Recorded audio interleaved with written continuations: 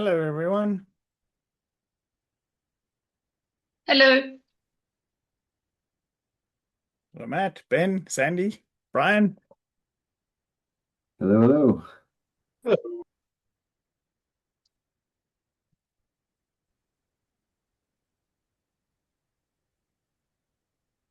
Let's give it a couple of minutes. Sandy, hi.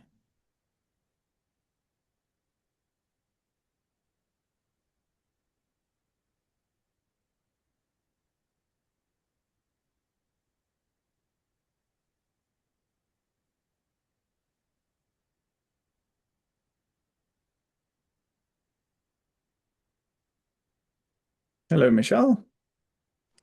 Hello. Hello, everyone. Hey, Michelle. Hello.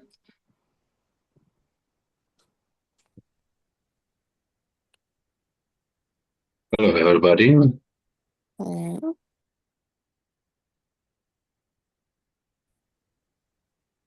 Justice received an apology from Ajit. He says he won't be able to join today. Thank you.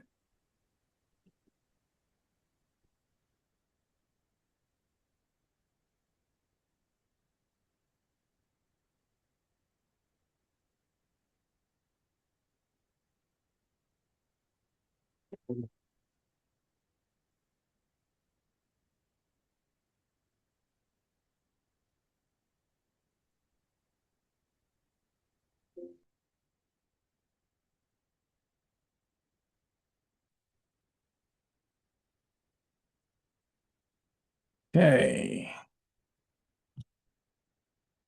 Hello, Festus.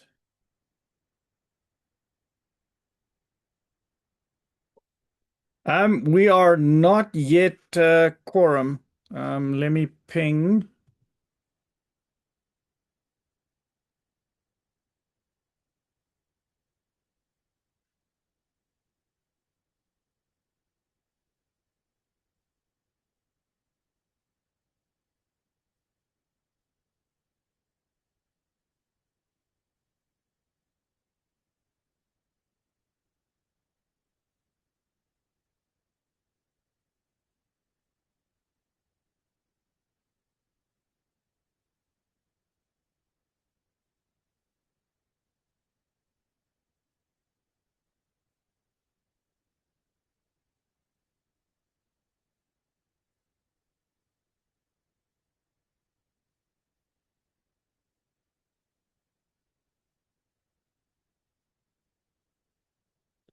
If you will indulge me, let's just give it a minute now that I have pinged everybody else.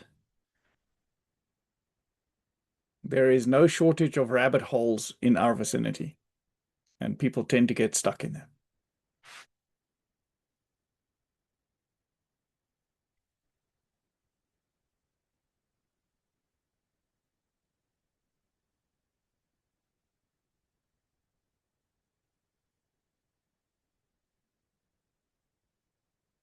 In the meantime,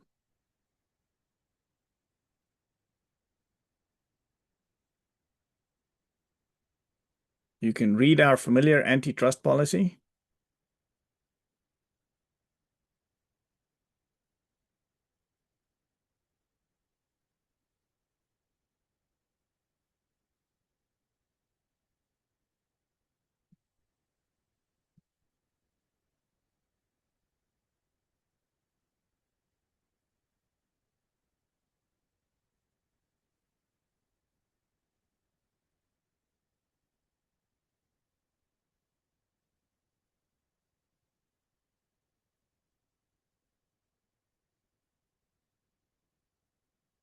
And watch me frantically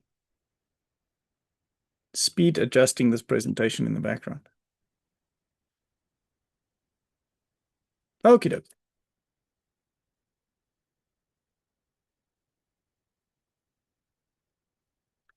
Hi, Josh. So, we are quorate.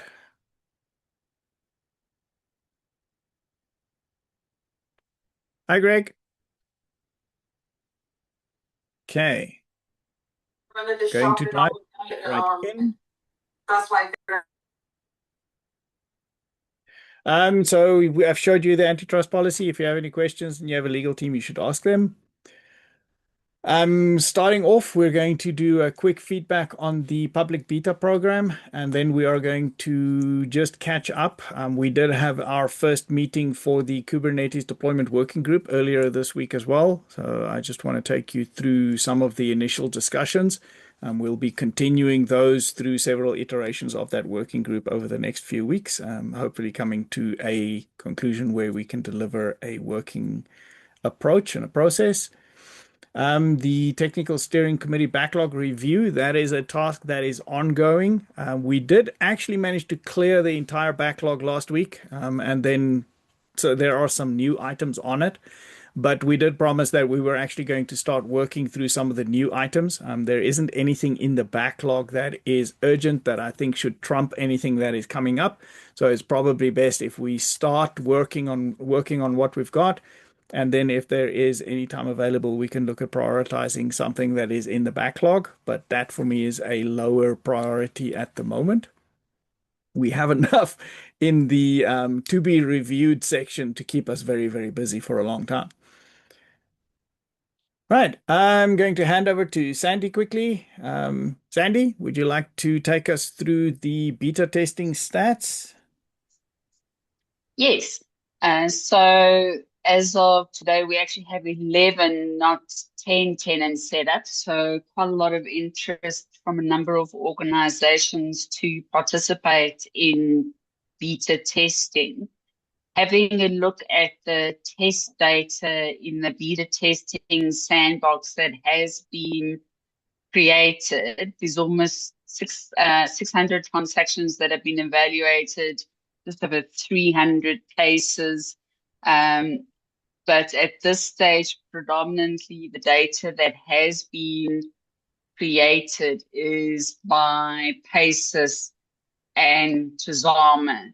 So still looking forward to all of the other participants in beta testing to start using the various new modules and testing the functionality. So there was some activity on Connection Studio, but that was mainly the PACES team testing themselves. TMS API and case management was mainly me. Justice, if you'd like to move to the next slide. So been logging issues as I've been going along. So as of now, I think there were 2 initial bugs logged by Foley, and the rest have been logged by me. So a number of blocking bugs, and what we mean by that is the functionality that we're trying to test is fundamentally not working at all, and there's no workaround. And, you know, for example, the AI anomaly Jupyter Notebook, if you try and run it, it crashes on an error. Within case management, viewing the rules and typologies that were triggered by an alert, that's a blocking bug at the moment. Looking at things like alert history, currently only shows the current alert, and the view that should show alert history is not showing any history. So that just gives you an idea of the bugs and issues and questions and feature requests that have been logged. There are a number of new features that have been delivered. So there were 2 of those that were delivered, and a number of bugs that have been fixed that we've retested and closed. So at this stage, really getting stuck into mainly case management, investigations, and BIR. So the end-to-end pipeline is where I'm currently focusing. So yeah, just looking forward to getting other beta testers on board to start testing with us. Justice. I'll add this here just for reference. So if anybody gets the presentation later, you can have a look. All of the bugs are logged here in our beta testing. So if you go to this link, you'll be able to see everything that Sandy was talking about and where it is locked. But yes, also just to echo what Sandy said, we were hoping for a slightly stronger response on the actual use of the system. It seemed like people were very keen to sign up. They wanted to see that it exists and where it lives, and they want to participate. But at the moment, the actual utilization and the feedback is a little low. I think what we will do over the next week or so is to actually do a round of polling, maybe just to check in with the people who have signed up for the beta testing and check in to see if they have been maybe using it, but not necessarily submitting transactions. There are a lot of user interfaces that they are able to interact with, but not necessarily that will generate any content that we might see unless they are following the full end-to-end data pipeline. So we'll check in with people and see if there's maybe if they are having any challenges that they haven't communicated, or if they are using the system or trying to use the system. So maybe we'll be able to give some additional feedback on people's experiences around the beta testing at the next TSC as well.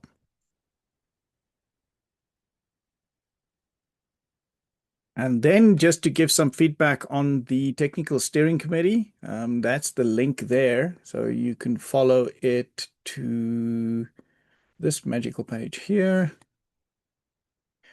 So in our first session, we had participation from Volley, from Cybran, Dom from Apollotech, Ome from 010 Studios, Festus wasn't able to make it, but hopefully, Festus, if you are available, you'll be able to make the next session.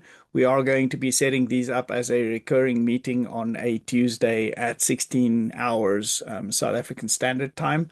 So have a look for that in your calendar. So essentially, the problem statement that we have at the moment is our current set of repositories, which are our Helm-based repositories here. I'll just quickly put them on the screen so that you can also see them.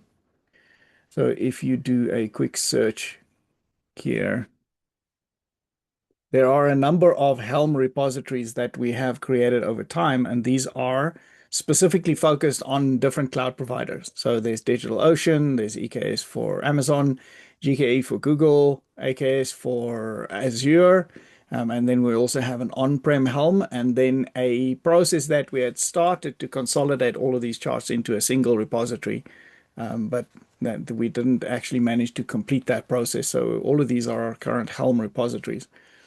And all of these are somewhat out of date. Probably the most recent one that had been successfully deployed is the Google Cloud Platform, which we used for the IPSL, or Cybran used in the IPSL pilot last year. But since then, as far as we know, the current Helm charts are not actively being used. And in fact, they are somewhat stale. So these definitely need to be updated to at least the latest version of Tazama. So we are going to leapfrog across version 3.0 and go straight to version 4.0. Most of the people that are using the system at the moment are using it out of the full stack, which is probably not the best set up to use for a production instance. We very deliberately tell people that they shouldn't be doing that. So if you look here in our full stack Tazama repository, we have some big disclaimers here to say this is for not production purposes. So we are a little bit worried that people are using this because it's easy to deploy and get up and running. We would prefer that they use a production grade deployment of Tazama, and that should be through Helm onto a Kubernetes substrate. Josh, you have a question. Yeah, Justice, just a minor one, because I care about adoption and KPI metrics. On the beta testing, or do we have a formal process to track adoption or those rates of people actually deploying it and using it? We can evaluate transaction traffic based on the tenancy and the transactions per tenant. We did assign everybody who is using the system as a beta tester their own tenant within which to operate. And So we can inside see that that. tenant, yeah, they are able to create transactions, they're able to manage those transactions through the workflow, and they're able to create their own rule processors and their own endpoints and so on. So the system is deployed to be fully multi-tenanted. And inside any particular tenant, we can see which transactions have been generated, which is how So we can Sandy see the knows that activity. the transactions are coming from either Paces or Tazama. We have our own tenant set up. And in particular, our transaction traffic is being generated to feed the Delta Analytics development process on the dashboards that they are working on for us. So most of our traffic is going in that direction as well. But yes, we can see it at the tenant level. Thank And you. at the That moment, we answers are a the lot. only tenants generating traffic. That's what I was asking. Yeah, thank you, Justice. That explains a lot. Sure. Okay. Right. So the objectives that we wanted to talk about now was whether or not we should be refreshing or completely overhauling the Helm charts.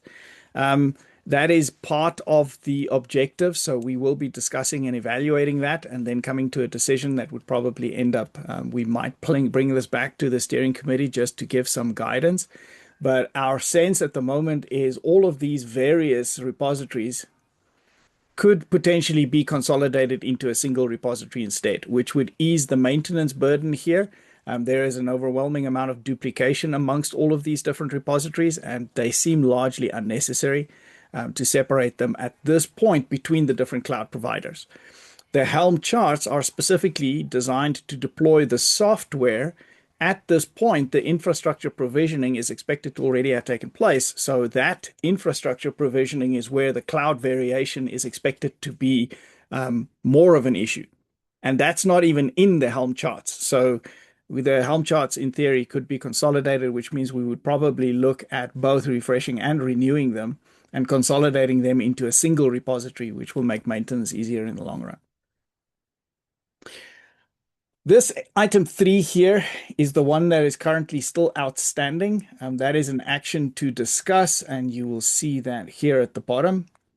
So typically, as a software provider, we don't support the infrastructure piece. All right. So if you are using Tazama on AWS, if you are using it on Google Cloud, if you're using it on Azure or anywhere else where there is a Kubernetes service available, we expect you to know how to set up the system in order to get to the point where you can successfully deploy Tazama.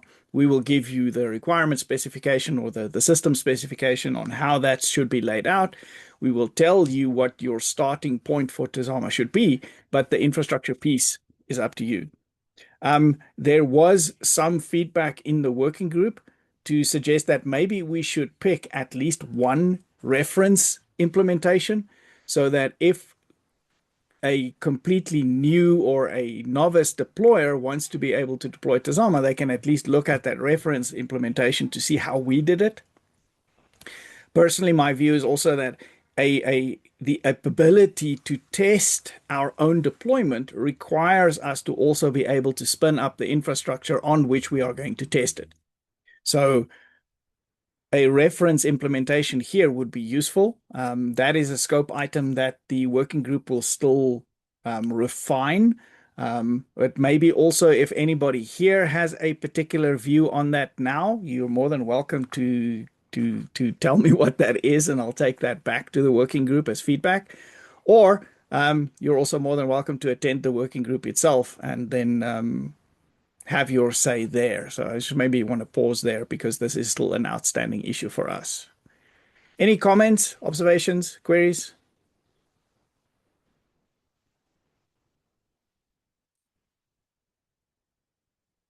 Right. Next week, Tuesday, if you think of something that you want to contribute there, please join us at the working group.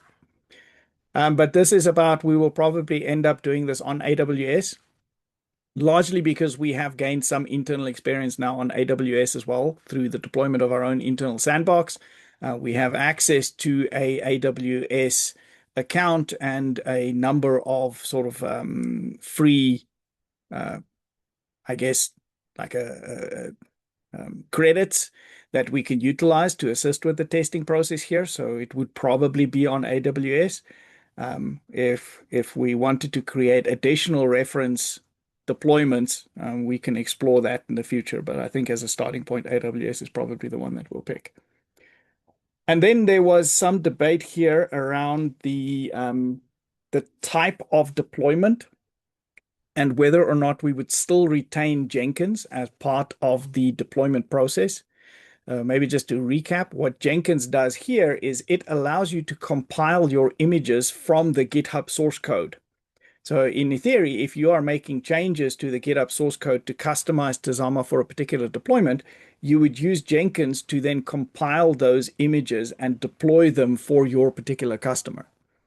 With that particular use case in mind, we decided that we would need to keep Jenkins as part of the process, but we also want to be simultaneously able to deploy Tazama in a production context from the Docker Hub images that we pre-publish during our own internal CI/CD processes.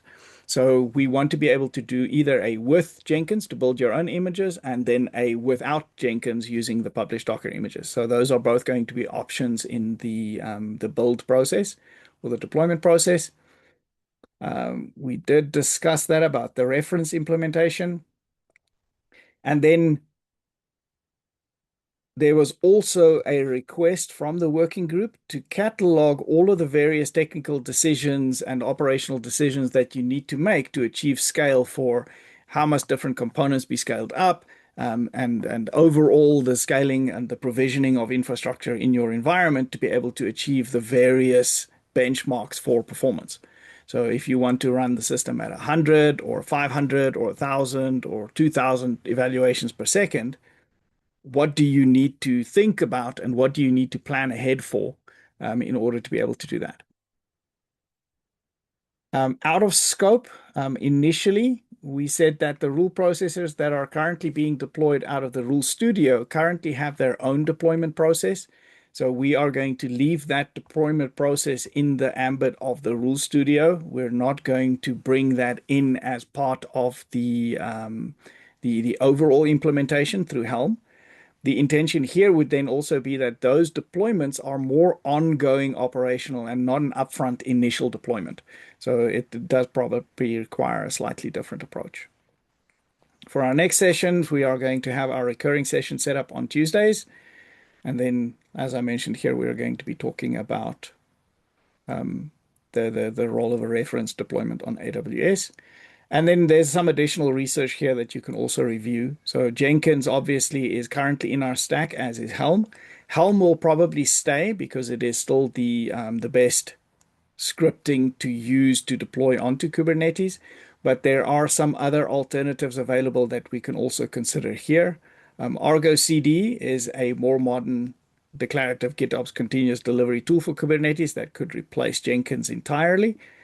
Helm file, this is also something that is being considered by the Mojaloop community at the moment to improve the handling of all of their various Helm files.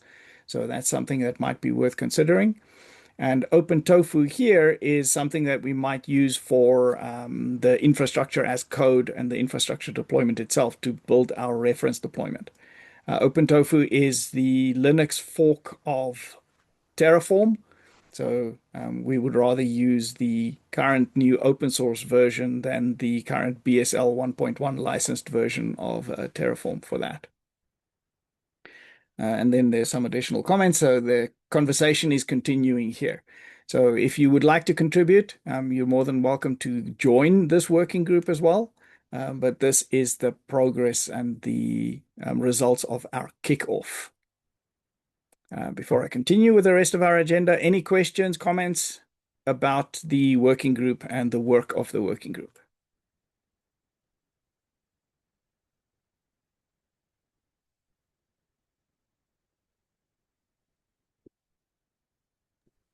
None from me.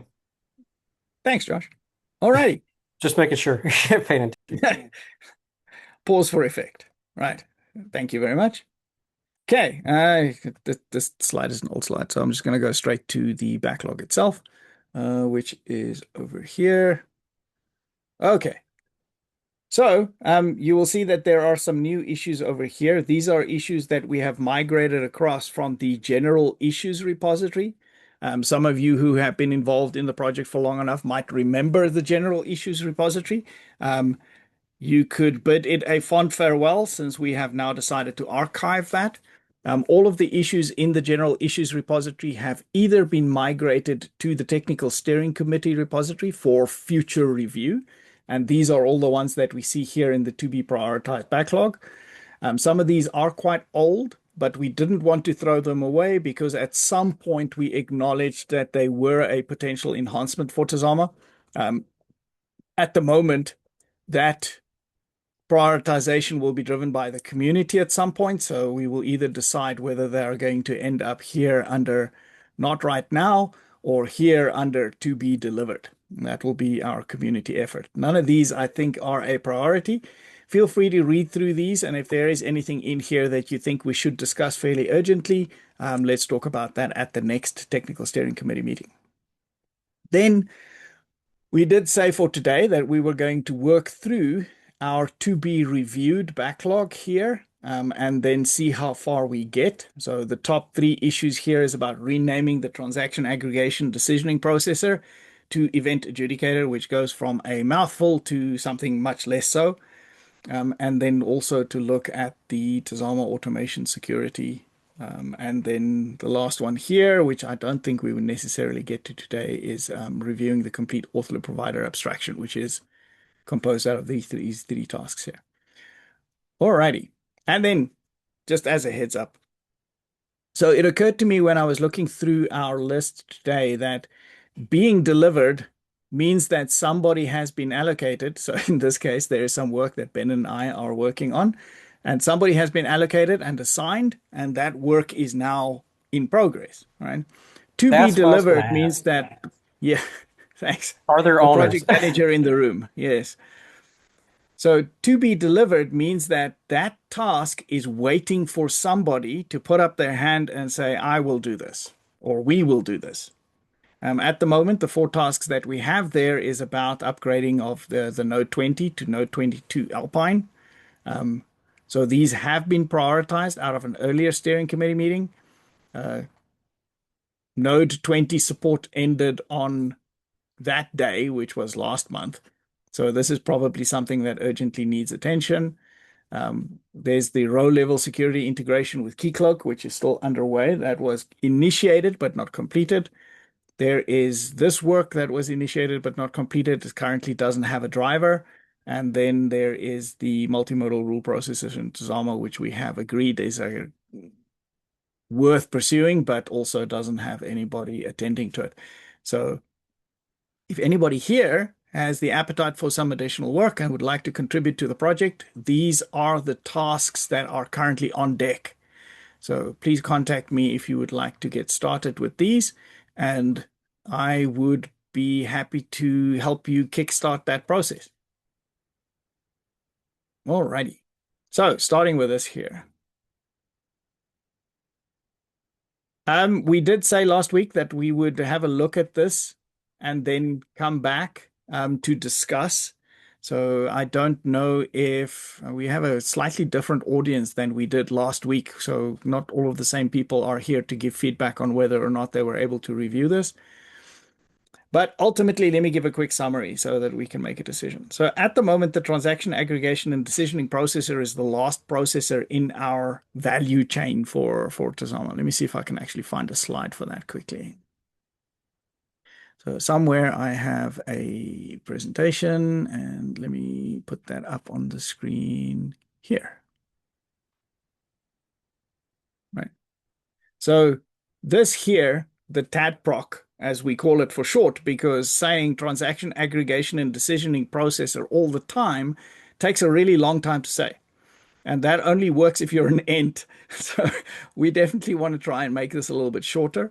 But beyond that, there is also a case to be made for aligning the naming with the rest of our system. So we had transitioned some of our previous processors, the channel router setup processor, which is now the event director since we abandoned the channel concept inside the system anyway. And the transaction monitoring service still exists as the TMS, but the new dynamic event monitoring service is about evaluating events that are submitted for transactions or message payloads that are being created through the Tazama Connection Studio. So the system itself is moving to a slightly more generic naming convention for the systems to effectively give it a more decision-making capability based on real-time evaluation of AI features and the modeling of those features into specific scenarios. So those scenarios are driven by events. So you would submit the data for an event to the system, and the system would then evaluate that event. And a transaction is merely a type of event. So for that reason, the transaction aggregation and decisioning processor as an internal component is now slightly misaligned with the intent and the philosophy of the internal system. So we want to be able to rename that. There is also or there are quite a few other things downstream, so it has a knock-on effect. At least as far as GitHub is concerned, when you do rename one of these components, GitHub will automatically redirect any traffic to the old name of the repository to the new name. So it helps you to handle the change management and the transition. But over time, we definitely want to be able to rewrite the dependencies and all of the information and documentation that points to this particular name to use the new name instead. So that's not something that has to happen immediately, thanks to GitHub's change management approach, but something that we do want to be able to do over time. So there's maybe a little bit of knock-on work here. Immediately, it would involve the renaming of the repository, and then over time, we want to be able to wash that out of the system.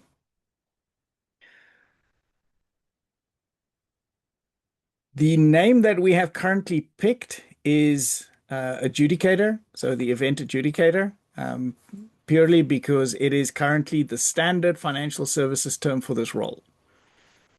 Receiving evidence, applying criteria, and issues a binding ruling. So what the transaction aggregation and decisioning processor does is it receives input from the typology processor, and the typology processor delivers each of the typology results in turn until all of the typology evaluations have been completed and cataloged to be complete in the transaction aggregation and decisioning processor. The decision here that the TADPROC takes is to say if any of these typologies had breached their thresholds, the TADPROC will then create an evaluation result with an alert and then send that alert on to the case management system, which is then the binding ruling on the outcome of that evaluation. So event adjudicator is the name that we are proposing. Some of the others that we evaluated, I can't quite remember, but that one was the one that we seemed best. There was Arbiter, the decision service, a correlation engine. Other equivalent tools to Tazama also uses adjudicator or adjudication engine. So I would like to first put this to a request for comment from our forum today, and then a vote on firstly whether or not to proceed, and secondly to proceed with event adjudicator as the name. Does anybody hate it?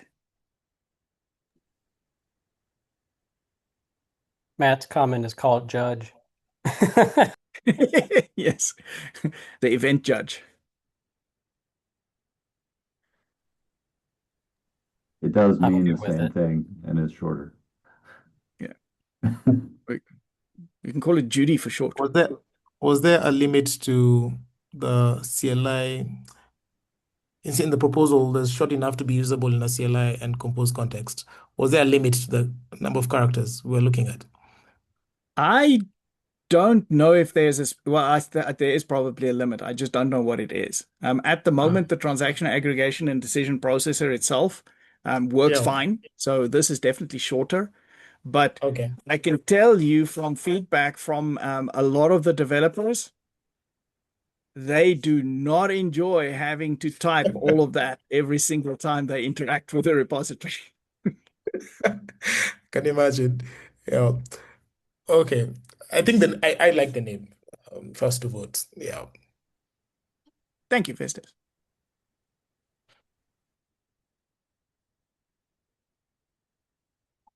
Alrighty.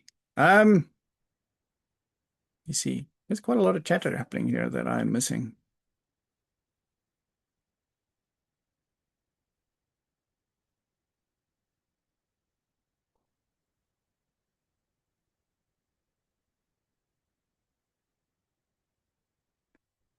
I just to check in with Matt.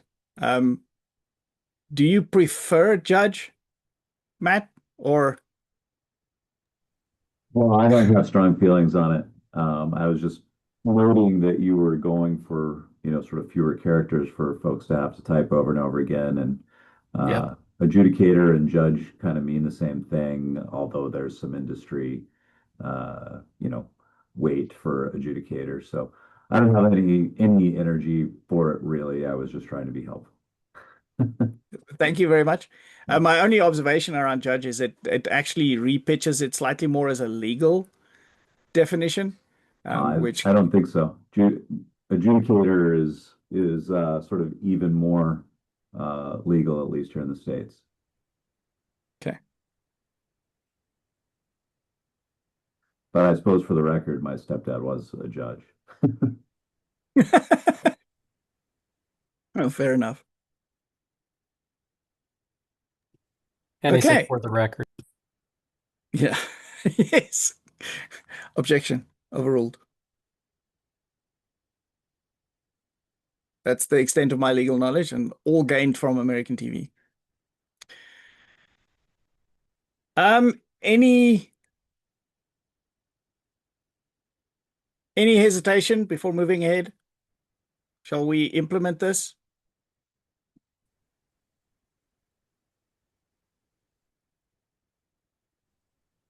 One thumbs up. Two. I'm going to go with no thumbs down, which I'll always take as a good sign. Thank you. Okay. We will move this from here to here. What we are also going to do is I'm going to self-assign this, largely because this also impacts our current deployment. So a lot of the work here will end up being done on the product side anyway. The change itself needs to be done at the by a code maintainer, which at the moment is probably either Sandy or myself. So we'll be doing the change at the administration level, and then after that, we'll be doing a comprehensive impact assessment of where this needs to be used and logging issues where we need to start washing this out. So there may be some code changes required. We do need a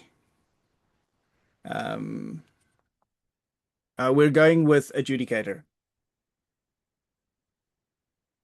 There may be some code changes that will need to be resolved, but we will call for assistance as required. I mean, hopefully for the most part, these will just be a text substitution, which is fairly easy for us to handle. So from a capability perspective, I think the product team can probably handle it. And then there is a future ticket that I would like us to talk about at some point, which is aligning service names and container names and image repo names across all of the stacks. At the moment, this is causing a little bit of confusion. So what we call the container when we deploy it is named differently to what we call the repository that it came from, which is different to the name of the image that we published on Docker Hub.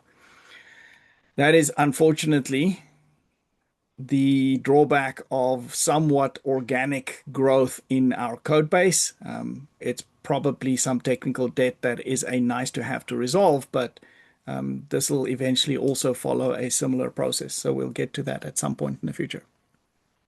If anybody would like to assist on this task, please do let me know. But there is opportunity for many hands to make lighter work on the renaming. Okay.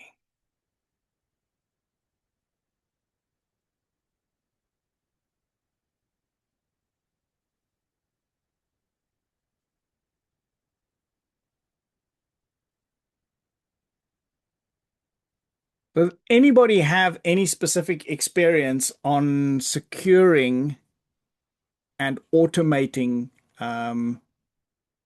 GitHub Actions? And I ask this because I've spent a lot of time over the last couple of months learning how to do it, but a lot of that is with the assistance of Claude and by myself. We have come across a number of issues, this being one of them. The biggest challenge that we have at the moment is all of the current GitHub actions and workflows are being commissioned under my personal access token, which means that there is now a critical keyman dependency on my profile. This is not necessarily new. It's our previous GitHub automation and actions were commissioned under our previous DevOps engineer profile, which was Scott's. So I've basically just taken over that function.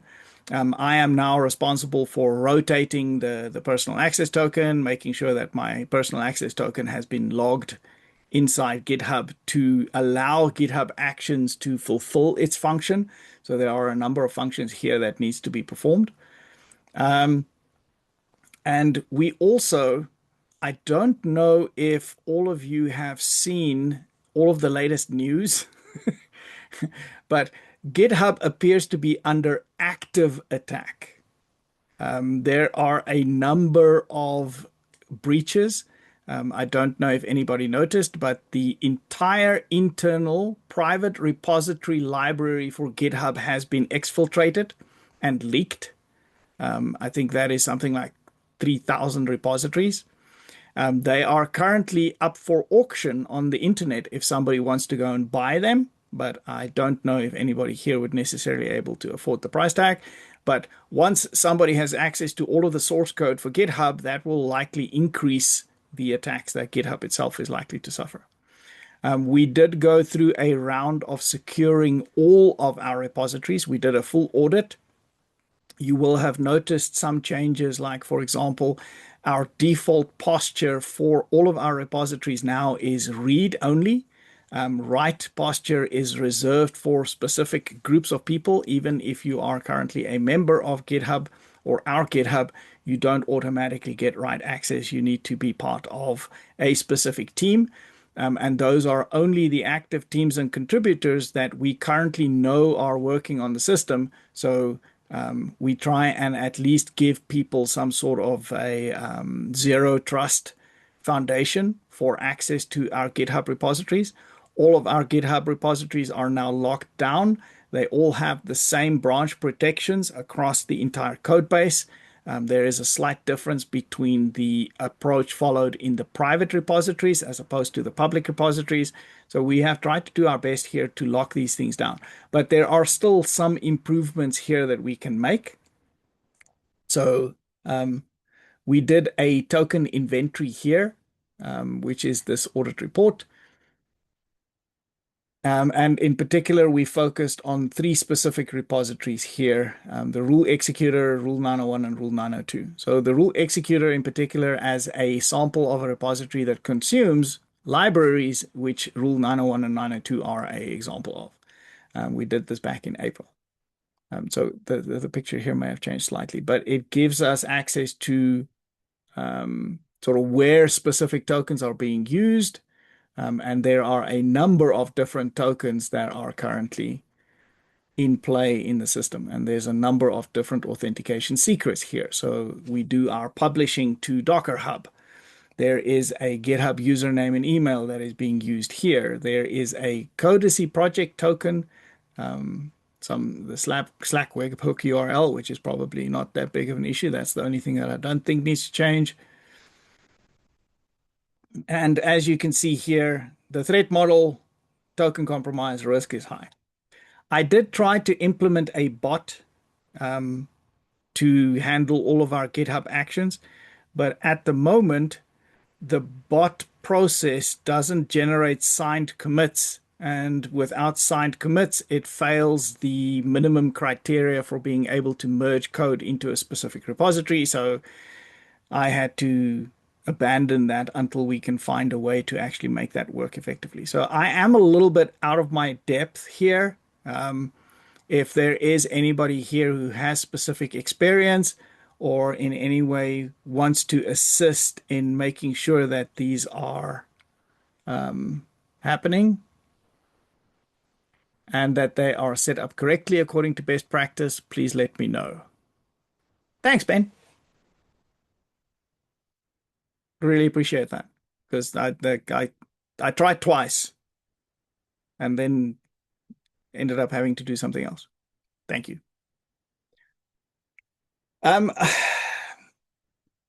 Do we need more discussion around this? Because I do feel like I'm basically talking at everybody.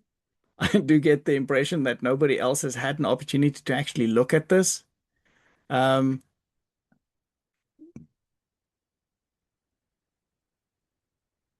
How would we want to proceed to the point where we can effectively evaluate this, or should this go straight to a working group to work it out? Because I think that's the alternative here, is to create a working group that can deal with the automation security and then firstly refine and define all of the requirements for that working group and then work towards a solution that we can implement. I think that's the potential alternative here and might be a slightly more engaged process than trying to get a meaningful decision and feedback out of the community here in this session. Greg? I was going to say, keep in mind we have to follow what Linux would want as well. And Yeah. I've talked to Todd about these kind of things already, and as of that time, they were planning on sticking with GitHub. Yeah, so at the moment, I've also saw today that there is a backdoor that they identified in, is it GitLab or Bitbucket? One of the two. So Probably Bitbucket. yeah, so the real challenge that we have at the moment is AI isn't just helping us be more productive. It is also helping hackers and cyber attackers to be more productive. And they are using these tools to help find vulnerabilities much faster and much more effectively than anybody else can stop them. So I think this problem is not limited to GitHub. We're mostly okay where we are, as long as there aren't vulnerabilities that can circumvent the proper configuration of your organization for security purposes. But I agree. We're probably okay where we are for now. If that turns out to not be true, we would definitely want to have a conversation about it. At the moment, I am paranoid enough to take frequent backups of our entire organization's repositories onto my local drive, just in case. All right. Good idea. So because otherwise I don't, GitHub had a really weird bug the other day where it was throwing away people's PRs. So that was also not ideal. I think some of these things may be sort of like a dress rehearsal for something more serious to come. So it's probably best for us to keep a copy of our repository somewhere. We can't afford to lose our source code. That said, advice or feedback around how to approach this particular problem. Working group, I don't know that we can necessarily appoint one person to go and look at this, because that's probably going to be me. I'd like some help, please.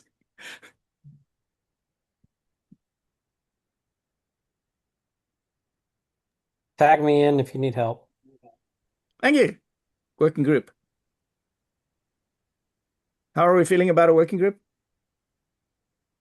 Yeah, I think a working group would also be ideal, and with the right people, they would be dedicated to the issue, and there would be necessary tracking and oversight to a specific group instead of as and when people are free to assist. And Colin, we need to monitor the Megalodon hack, which is what it is called, because it was 5,500 repositories now within 6 days. Yeah, Um, I did It's do an growing. audit on Megalodon, so we're okay. Okay. Yes. But again, those kind of things are terrifying. And also we were very, very lucky, I think, because probably worth mentioning, but a few weeks ago, somebody had used a AI agent to create PRs on a number of repositories. And it ended up creating a PR on our Paces Labs project repository to delete a binary file, a Word document. And Sandy picked that up in one of the GitHub emails, so we get notifications when there's any PRs being raised. And when we looked at it, it just seemed like somebody was trying out a bot, but that bot had been spamming PRs across GitHub. And we actually found another organization that also had a PR raised that they had actually committed. So, and we contacted them as well to let them know. But we did a complete analysis, and that then triggered an audit of all of our repositories and our internal security, which meant we locked everything down. And that was maybe a few weeks before the Megalodon attack. So I think that was probably very lucky. So we got a very cheap lesson that helped us to improve things a lot before Right we before it could happened. potentially have been exposed through that particular attack. But that kind of near miss makes me extremely uncomfortable. So, okay. We'll spin this off into a working group. I will set that up. Are there any people here? Josh, you already put up your hand. Are there, and Ben, are there any other people here who would want to participate in that to accommodate our West Coast participants? This is probably going to be a late afternoon or early evening South African Standard Time activity. Yeah, coming in. As you know, Okay, I great. watch this anyway. So. Okay, let me minute this here. Yep, Justice, I'll talk to our InfoSec team. I think they might be interested in supporting this. So I'll let you know on Slack. Cool.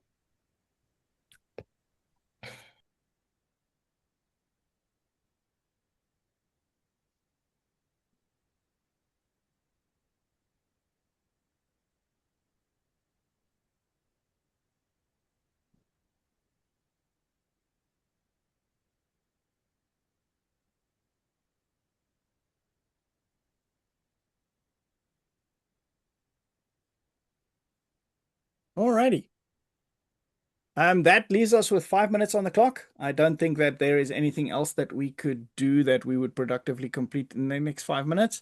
Any other matters, anything that anybody would like to discuss, or shall we call it a day?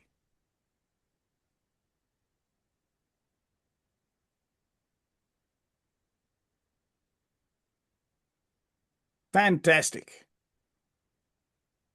All right. Thank you, everybody. Great Thanks, session. Justice. See you again in 2 weeks. Thank you, everyone. All right, Thanks. thanks, Bye. Justice. Thank you, everyone. Bye.